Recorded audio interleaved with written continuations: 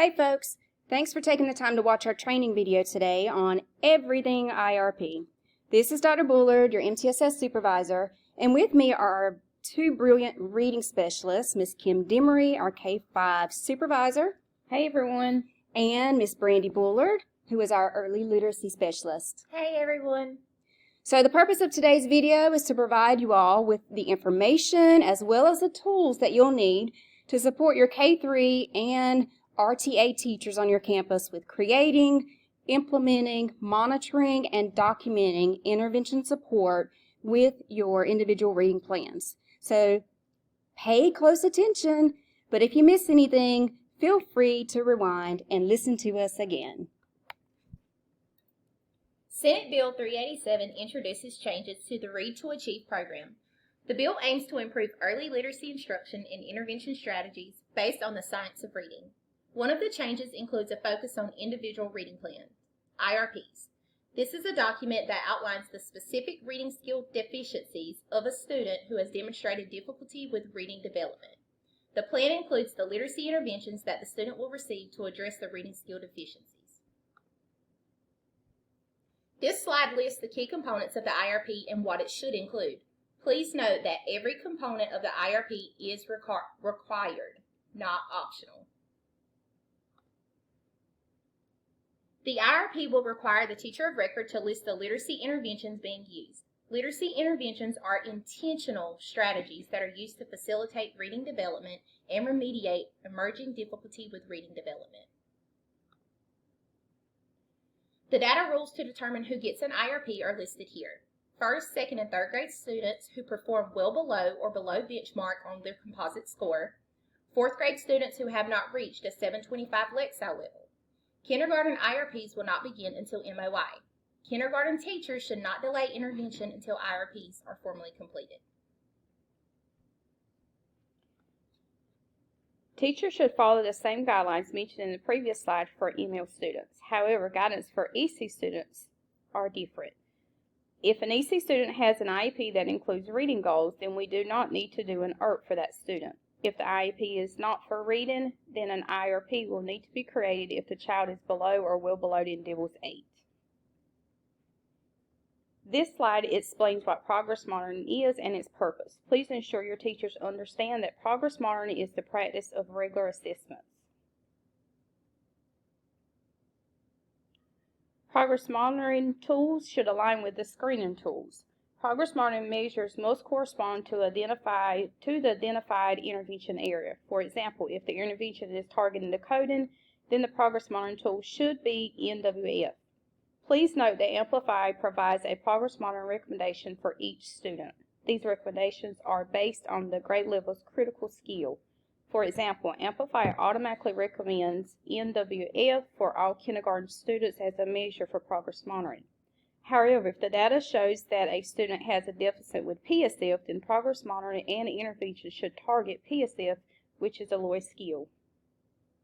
If your teachers need support with selecting what intervention to target or what skill to target and what progress monitoring to complete, please use the K3 Placement Pathway for Literacy Intervention, linked above.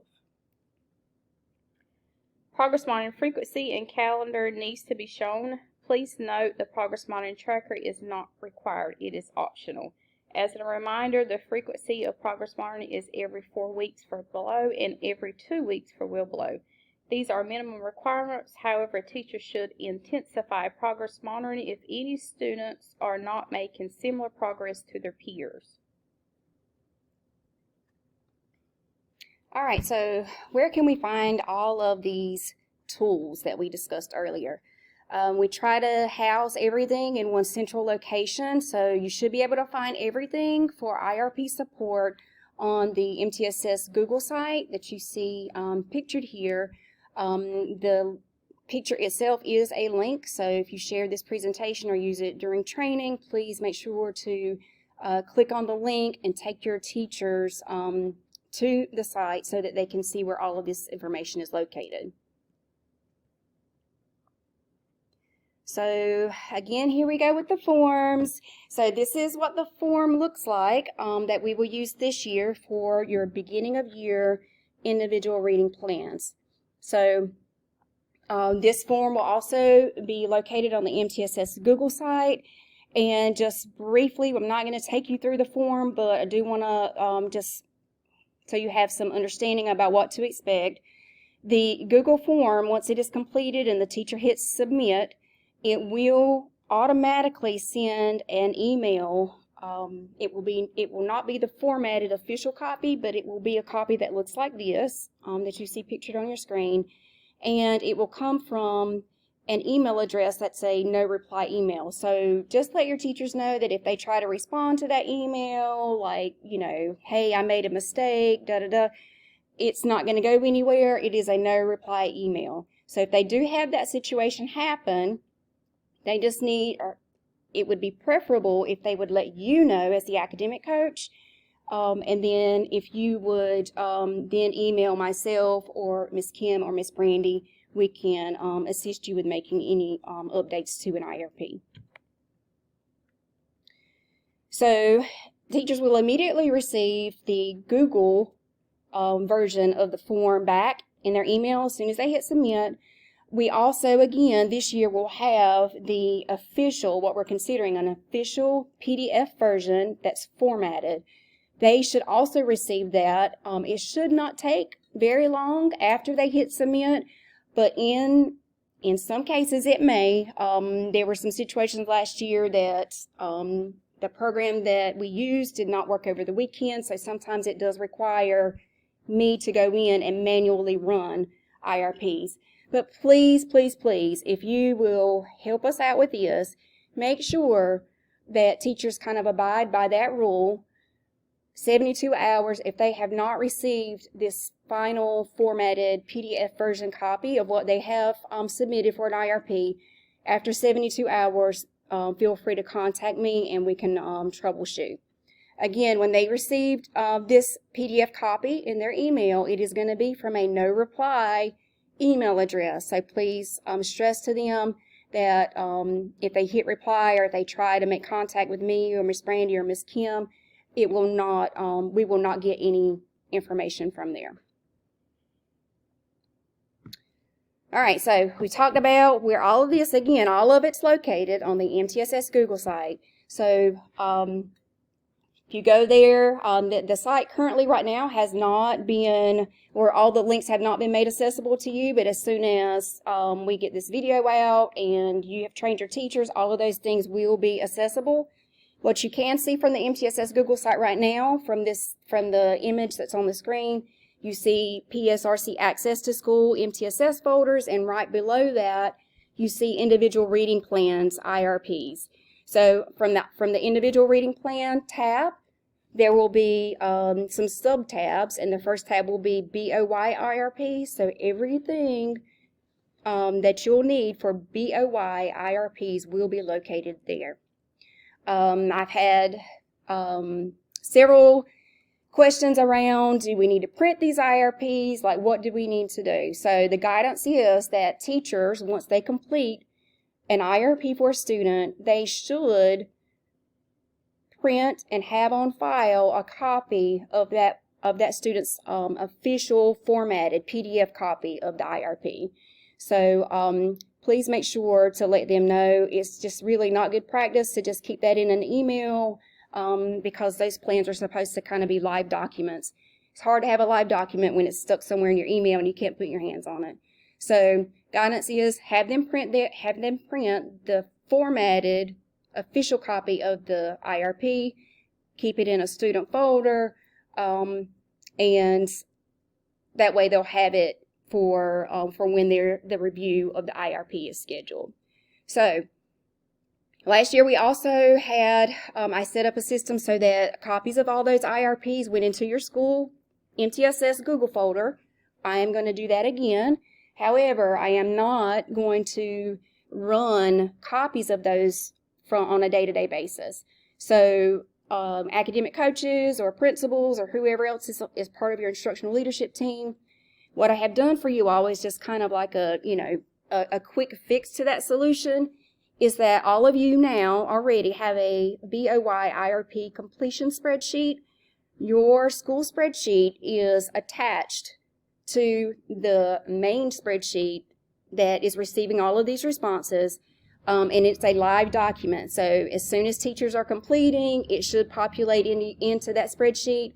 This is your way to track who has completed by grade level, classroom teacher, and even all the way down to students. So please use that completion spreadsheet to track the completion, and I will probably be running the official copies for your school folder maybe once or twice a week.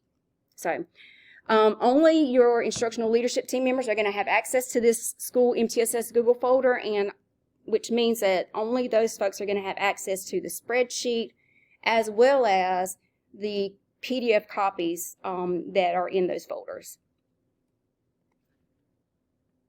All right, so as part of individual reading plans, one of the requirements, legislative requirements, is that parents must be notified. So what we have done, we have a new template of a letter that is linked here. The notification should be completed, and it should be sent home once the IRP has been created.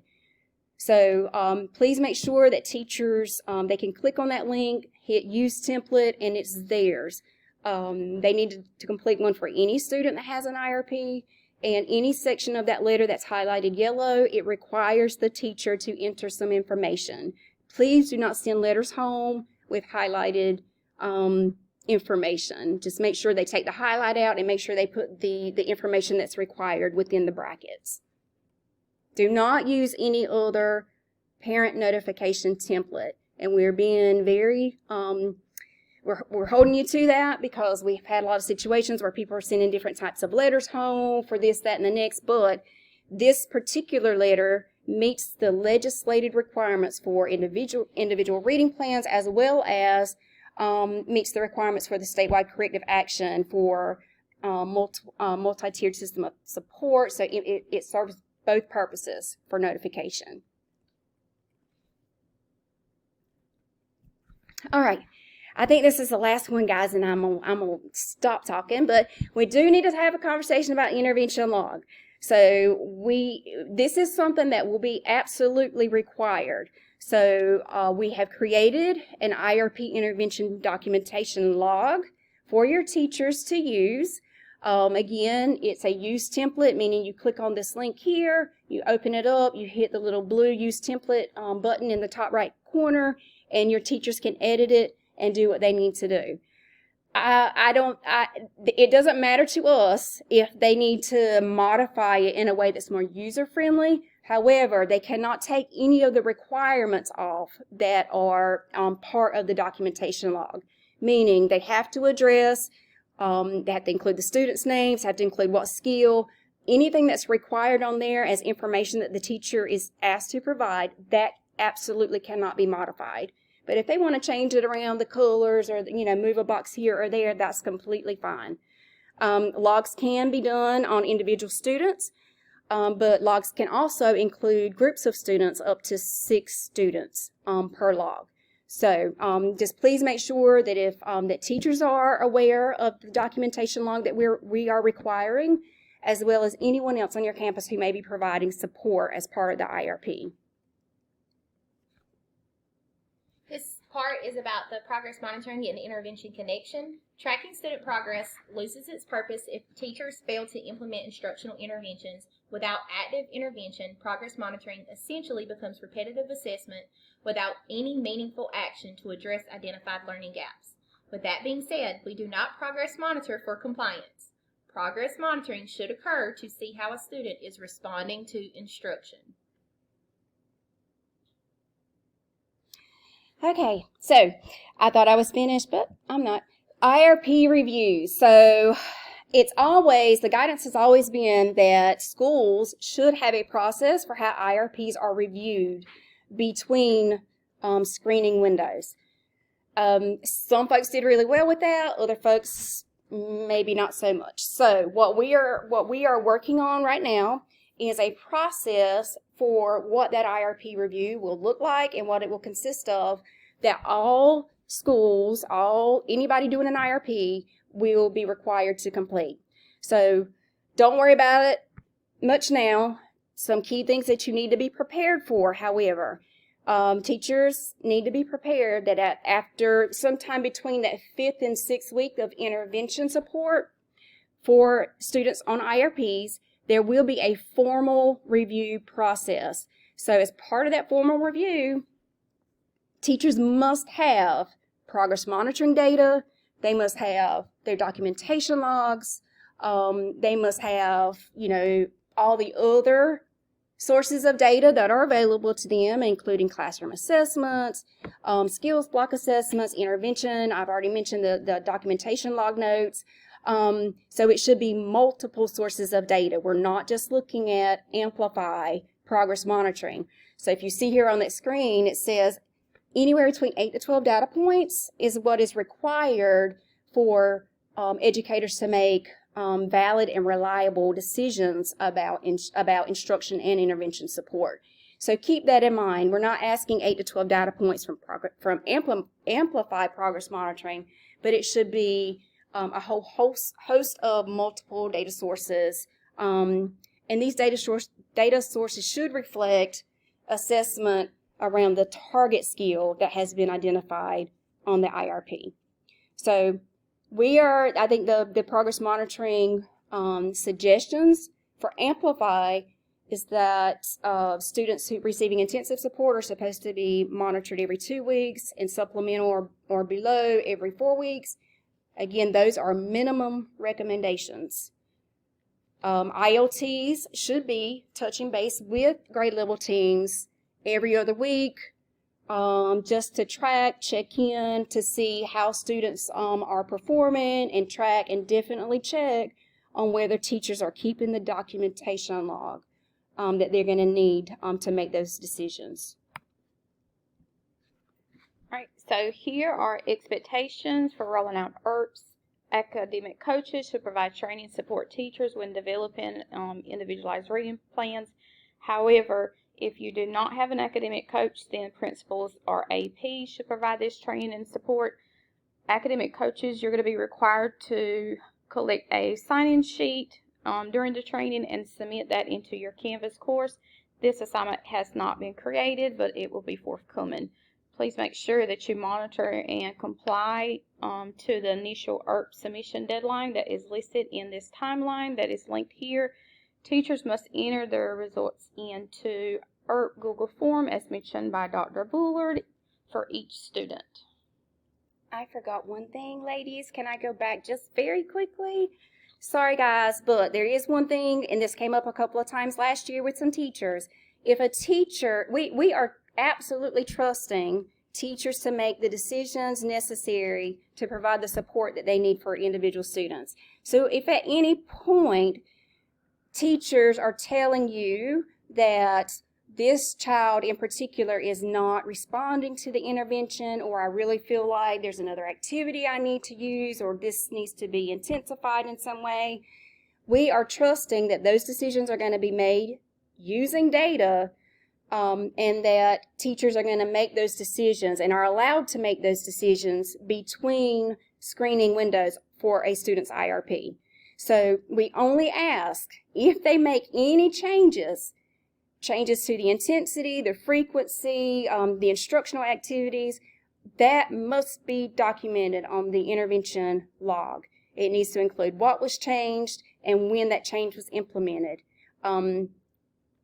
You will see a section for that on the intervention log if you need to make any change to that. But again, IRPs are only formally initiated after the BOY Amplify screening window and the MOY screening window. So just let your teachers know we understand these are humans and things can change and plans can change. So they need to feel free to make those changes. I would not allow them to make those changes without consulting with the grade level team, with someone facilitating that from the ILT. I think that's all I have, ladies, but I'm going to let Miss Brandy jump in on the prior. This is an optional planning document that you can utilize when training your teachers on IRPs. Teachers will need to print their class summary or have it digitally. The example on the screen is from the first grade demo data set in M-Class. We have included the class summary and the planning document example in the notes section as a reference. On this document, teachers should list any students who score below or well below the benchmark. Teachers will then look for the skill that is the primary area of need. Using the Dibbles 8 cut scores, the teacher will list the MOY target goal for the selected subskill. In order to be intentional with selection of instructional activities, it is suggested to do an error analysis of the measure of focus. Teachers can pull a probe detail report and select the individual measure score and analyze common errors the student made, if any. If errors were not made, but the student did not meet the target goal, it may be that fluency is an issue. The minimum requirement for instructional activities is 4. So what you can do after looking at the error analysis is look through the selection of those instructional activities and pick an activity that targets specifically what those students need. What you may find is that you have a number of students who are working on the same skill and who have the same deficits and need the same activities, which means their IRPs will be identical.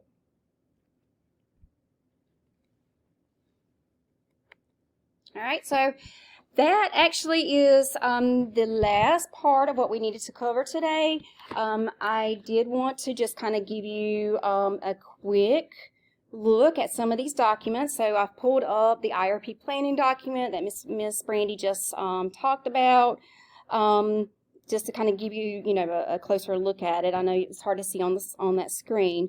This is the actual Google form for your IRP, and I'm showing it to you in edit mode. It's probably not the best way to do that. But again, you'll see that this is really one-stop shopping, right? So you'll see links to everything that teachers will need along the way, every step of the way, even the access to the Google site where you can find other resources as well. So this is the MTSS Google site. You can find that at the bottom of your school web page or the district web page. Everybody has access. You have to be logged into your PSRC Gmail account though, so make sure you let your teachers know that. You'll click right here on multi-tiered system of support and you'll see access to school folders there. The ILT will see folders there, and then for your teachers, they can come through here and see anything they need to know and access any of those tools from here. The intervention documentation log. Did want to show this to you all. It is pretty self-explanatory, but if you have any questions specific to the intervention log or anything that we've talked about today, we do have a method for you to submit your questions. Miss Brandy, I think, is going to include, there's a link, a Google form link where if you have any questions or if teachers have questions, feel free to share that link with them. They can send questions directly to us, and that way all 3 of us will be able to see that, and principals, APs, whoever has questions on your campus about individual reading plans, make sure they have access to that link. We like to kind of tag team and address any questions, concerns together, so we always make sure we're on the same page. Last but not least, this is the actual template. So this is actually what the PDF copy, formal copy, should look like that teachers will receive once they complete a form, and it will have all of the students' information as well as all the other things that you'll see listed here will be filled out nicely for them. So, ladies, is there anything else? Parent document, parent notification log. Again, you see the places that are highlighted. Please make sure teachers know that requires them to select or enter a response. And just reiterate, no letter should be going home. That has yellow highlighted parts to it, and this should be the only letter used on your campus. I think I'm finished now. I think we're good. All right. So, again, we thank you, and contact us if you have any questions using the form link. I hope you all have a wonderful day, evening, morning, whatever the case may be.